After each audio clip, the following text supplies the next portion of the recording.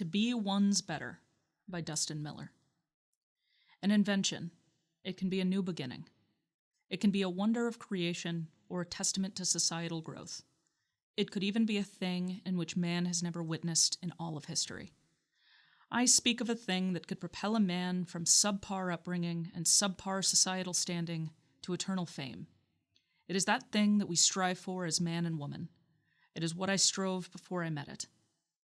What do the men and women of the elite possess that common folk do not? Is it drive? Is it family money? Perhaps it is luck? Maybe they were just in the right place at the right time. Perhaps they obtained the absolute mental state necessary so that within a moment they chose the action needed to produce a history-altering event. No, that is not correct. It is none of those things. In studying the difference between regular men and extraordinary men, there's one major difference. The ones that stood out in the history books were the ones who dared to go beyond their boundaries, for they had none. Societal rule did not burden the greats. They did not let laws dictate their actions. They did not know that which the uncreative call morals. There is no right or wrong for the extraordinary man. There is only the need and the solution. Everything in between is meaningless. You do not try, you only do until you reach that which you seek. I knew this to be true, and that is why I allowed myself to do as the people thrust to godlike status had done. I thrust myself into the realm of the extraordinary. Without a doubt, I knew I was to be among the legends of all time. I would ascend to the ranks of fame and beyond. I would create new life. In the end, I created reality. I captured life. This is my story. June 24th. I was young, fresh out of Oxford, a meaningless institution. It was filled with Philistines and conceited professors, believing themselves to be society's brightest. I knew this not to be true. They did not think, not truly. They could not truly see as I did. All my time, wasted in higher education, was nothing more than a study in feudalism, as if a piece of paper can demonstrate the notable minds of our society.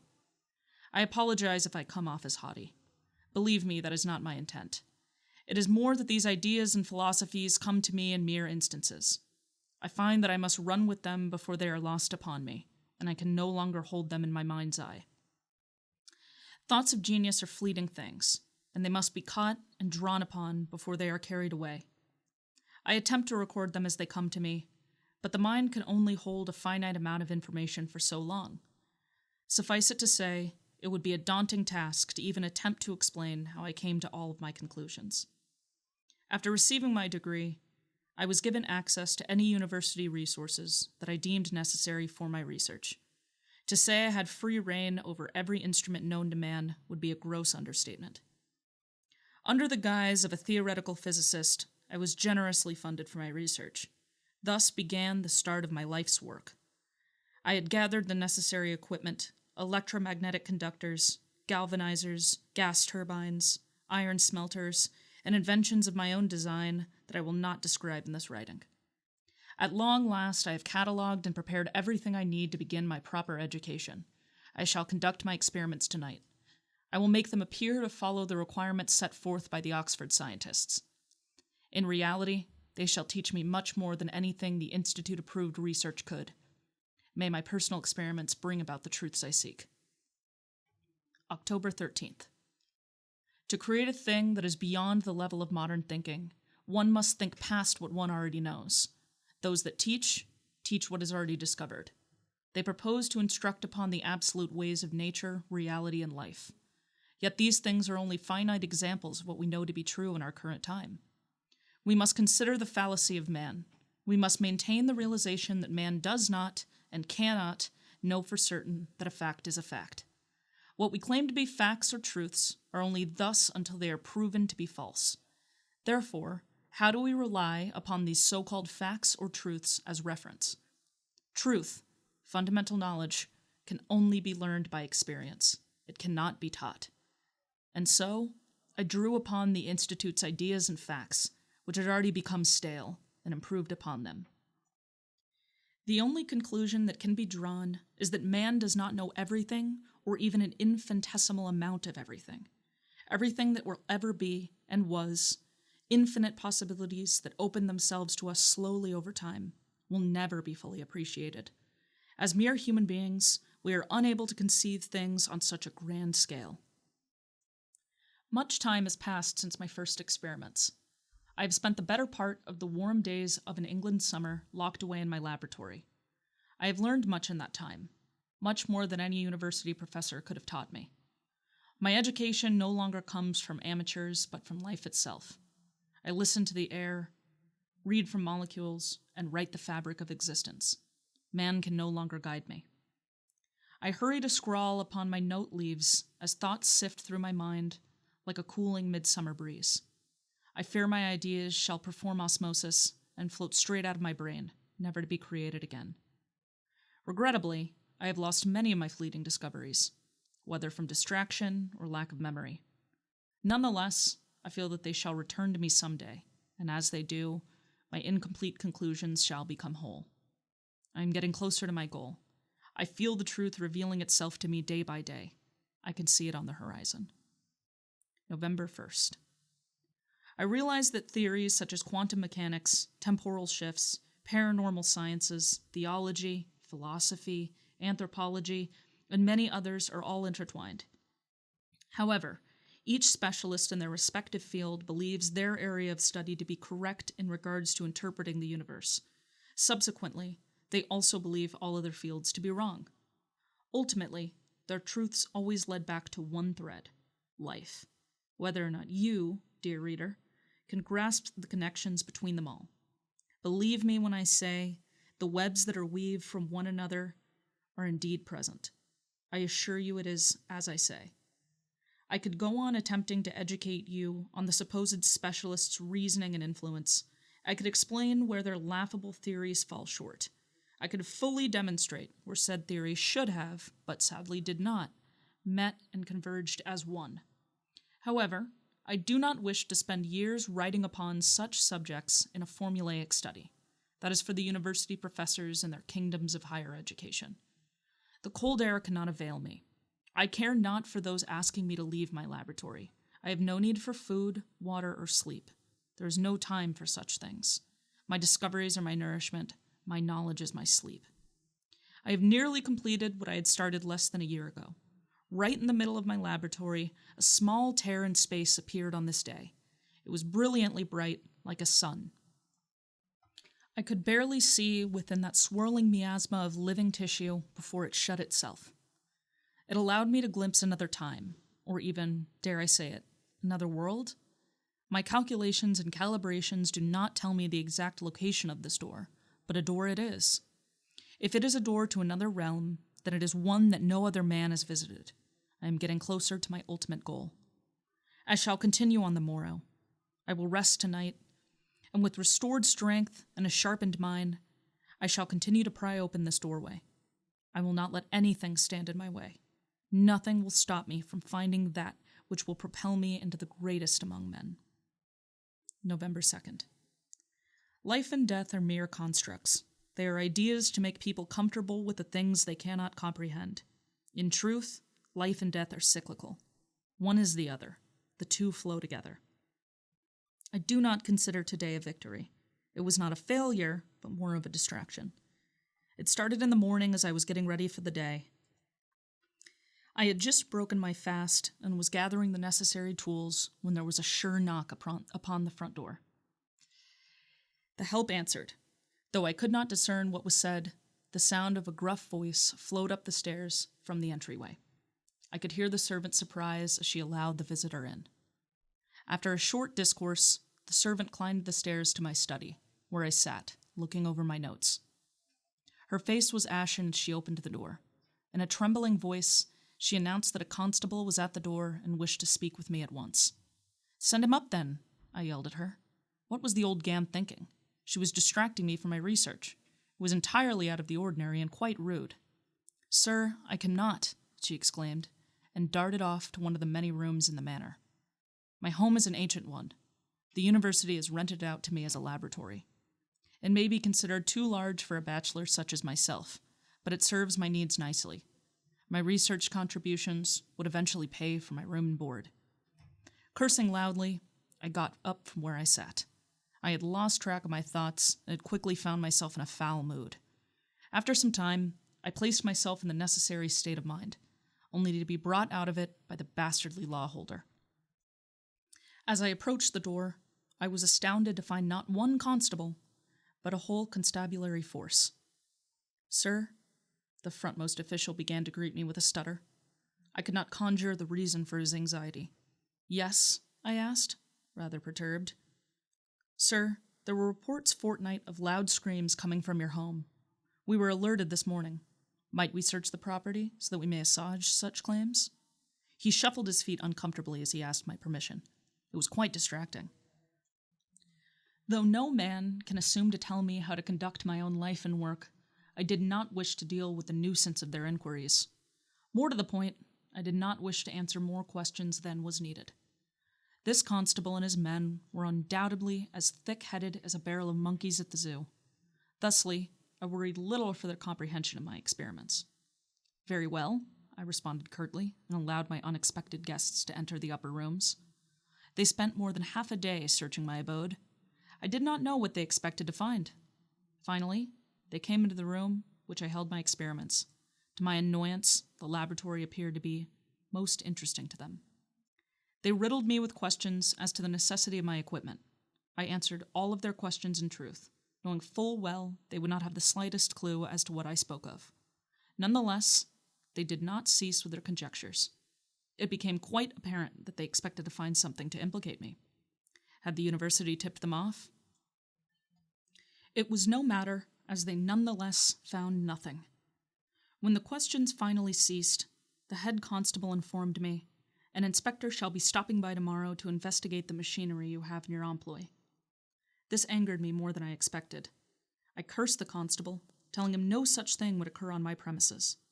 They had no right rifling around my equipment. I fear I may have become violent. After that, I remember little. I believe I went red with anger.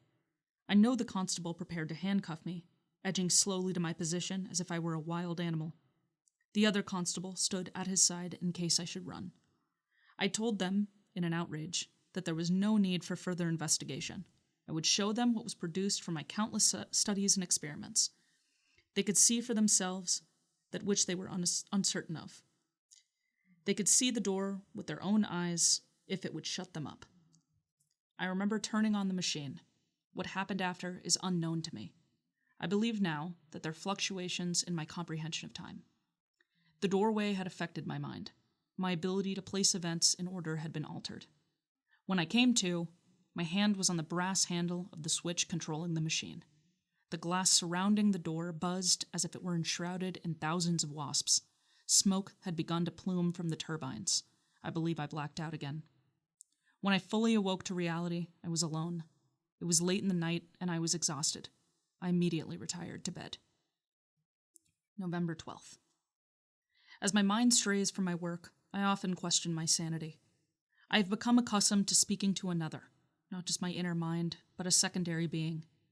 I do not know if this is insanity or an oddity that produces brilliance.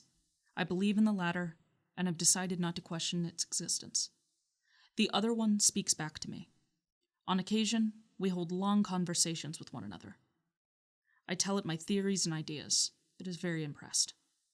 I am comforted to have one of my same intellect to speak with. It gives me encouragement that no other ever could or ever did. Whatever it is, I do not turn away. It is clear that everything and anything that can help in my endeavors must be used to my advantage. I have not forgotten what I concluded long ago. Sacrifices must be made to achieve greatness. The rules of society do not apply. The days following the interruption of the constables led to a valuable surprise. The machine seemed to be creating matter of its own volition, atoms, molecules, and an element that I could not identify. I began research at once. It is a substance I have never seen nor heard of, that is for certain. It may even be a newly created element. I think this is the clue I was looking for. I believe it may be the key to controlling the doorway. November 15th. The day started with the same rituals I have incorporated since the opening of the door. I awoke at precisely 5:15. I knelt on the floor and allowed myself to enter the trance that it taught me. Afterward, I washed my hands in the basin until they were soaked red. I completed the ritual and stood at attention for the day. A sliver of early morning sunlight emerged from behind the dusky window shades. I blotted out the light immediately. Even the slightest glimmer from the sun burns my eyes now. I did not eat breakfast. My hunger for food left long ago. However, my hunger for discovery has grown stronger. I immediately descended the stairs to my laboratory. The creaking of wood followed my footsteps as I reached the landing. I went to work immediately. The door was all that I could focus on. It was always on my mind. That door was all I could see. It haunted my nightmares. 3 oscillating metallic probes sprouted from the top of it. Ribbed plastic tubing with scarlet cascading fluid rushed through its innards and filtered through the door's containment pumps. The crack and whoosh of the steam engines gave notice to the winding of gears pulsating with a soft hum. The door was alive. There was no more accurate name for this magnificent object. It was not a machine nor an invention. I did not create it. I had discovered it. It had always been there. I just happened to see it. So many had passed by it like a lost lamb forgotten in a darkened field. I continued to discover, understand, and appreciate it for what it was. I was so enthralled by the magic of the thing that I lost track of time. Days and then weeks slipped through my fingers like cascading sand particles. When I finally awoke to my surroundings, I realized I had retired to my study. The fireplace blazed in front of me. Its heat hit my frozen cheeks. A storm furiously beat against the closed window from outside. Had I eaten? When had I stopped my work? I could not remember. It had become apparent that I was starving. I had deprived myself of my body's basic needs for too long. I called the servant Gloria to bring me bread and soup. I waited several minutes and heard nothing, only silence. It annoyed me greatly. I felt a presence hovering in the peripherals of my vision. I turned to find Gloria standing behind me. She did not move or even waver. She was as still as a marble statue. Standing at the entrance to the study, her hands revealed a sterling tray covered in fruits, nuts, and an array of cheeses. She must have seen me sitting in my trance earlier and decided to make up a late lunch. My first impulse was to yell at her inability to follow my instructions. I had not asked for the food she brought me after all, but I thought better of it and calmed myself. I realized she could not help her current state. After all, one cannot fulfill their tasks if their head is no longer attached to their body. November 22nd.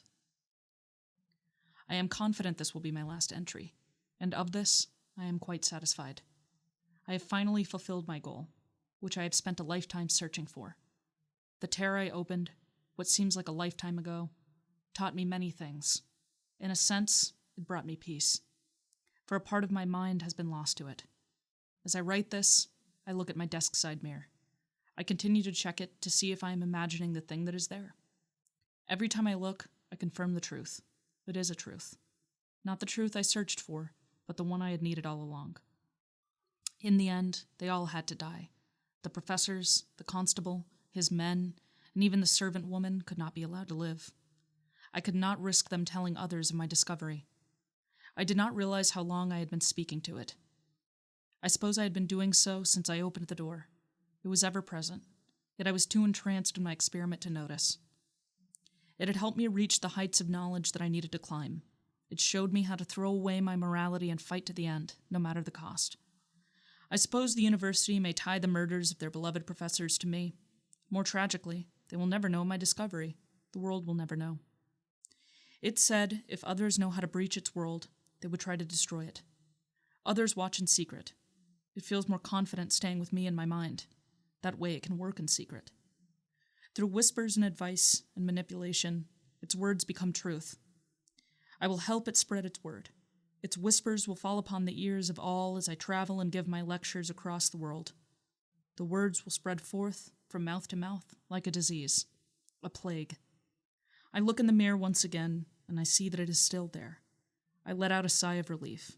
Others cannot see it, for it is hidden behind my eyes, but I can. Its sharp horns and grinning face stare back at me. I walk to the control panel and toggle 2 switches. I pull a lever. I pull the tubes, giving the door life. As the tear in reality begins to close, I glimpse its world for the last time. I can see it now. Its skies are filled with fire. The screams never cease. The bodies are piled as far as the eye can see. This world burns forever, and that world is fire. It is the truth.